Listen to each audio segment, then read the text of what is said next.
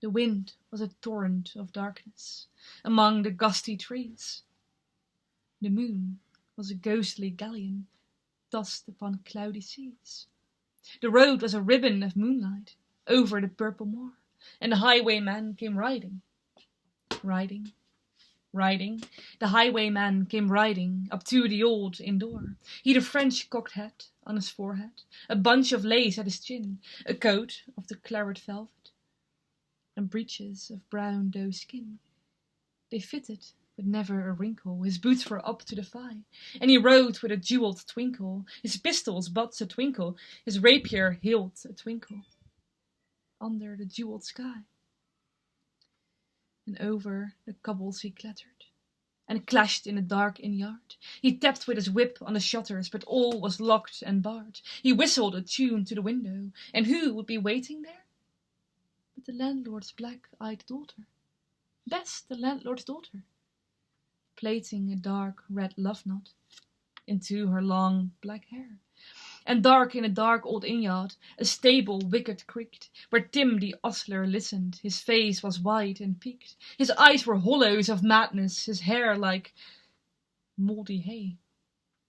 But he loved the black-eyed daughter, the landlord's red-lipped daughter. Dumb as a dog he listened, and he heard the robber say, "One kiss, my bonny sweetheart, I'm after a prize tonight, but I shall be back with the yellow gold before the morning light. Yet, if they press me sharply and harry me through the day, then look for me by the moonlight. Watch for me by the moonlight. I'll come to thee by the moonlight, though hell should bar the way." He rose upright in the stirrups, he scarce could reach her hand. She loosened her hair in the casement. His face burned like a brand, as the black cascade of perfume came tumbling over his breast, and he kissed its wave in the moonlight. Sweet black waves in the moonlight. Then he tugged at his rein in the moonlight, and galloped away to the rest. He did not come in the dawning. He did not come at noon, and out of the tawny sunset, before the rise of the moon, when the road was a gypsy's ribbon looping the purple moor, a red-coat troop came marching, marching, marching. King George's men came marching up to the old inn door. They said no word to the landlord, they drank his ale instead. But they gagged his daughter and bound her to the foot of her narrow bed. Two of them knelt at her casement, with muskets at their side. There was death at every window, and hell at one dark window. For Bess could see through the casement the road that he would ride. They had tied her up to attention with many a sniggering jest. They had bound a musket beside her, with a muzzle beneath her breast. "Now keep good watch," and they kissed her. She heard the doomed man say, "Look for me by the moonlight. Watch for me by the moonlight. I'll come to thee by the moonlight, though hell should bar the way." She twisted her hands behind her, but all the knots held good. She writted her hands till her fingers were wet with sweat or blood. They stretched and strained in the darkness, and the hours crawled by like years, till now on the stroke of midnight, cold on the stroke of midnight, the tip of one finger touched it. The trigger at least was hers. The tip of one finger touched it. She strove no more for the rest. Up she stood to attention, with the muzzle beneath her breast. She would not risk their hearing. She would not strive again, for the road lay bare in the moonlight, blank and bare in the moonlight, and the blood of her veins in the moonlight throbbed to her lover's refrain. Tot-lot, tot-lot, had they heard it? The horse hoofs ringing clear. Tot-lot, tot-lot in the distance.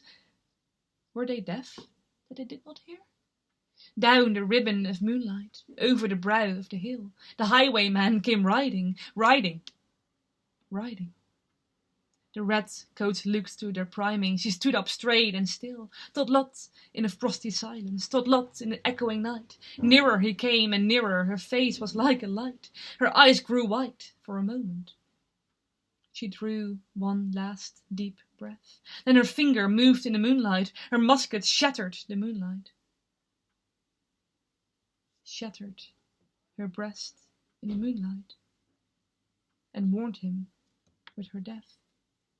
He turned, he spurred to the west. He did not know who stood, bowed with her head over the musket, drenched with her own blood. Not till the dawn he heard it, and his face grew grey to hear how best the landlord's daughter, the landlord's black-eyed daughter, had watched for her love in the moonlight and died in the darkness there. Back he spurred like a madman, shrieking a curse through the sky, with the white road smoking behind him and his rapier brandished high. Blood-red were her spurs in the golden noon. Wine-red was his velvet coat. When they shot him down on the highway, down like a dog on the highway, and he lay in his blood on the highway with a bunch of lace at his throat.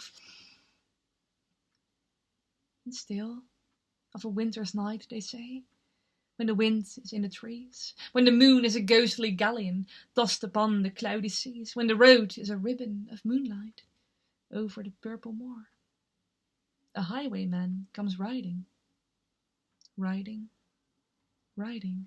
A highwayman comes riding up to the old inn door, and over the cobbles he clatters and clangs in the dark inn yard. He taps with his whip on the shutters, but all is locked and barred. He whistles a tune to the window.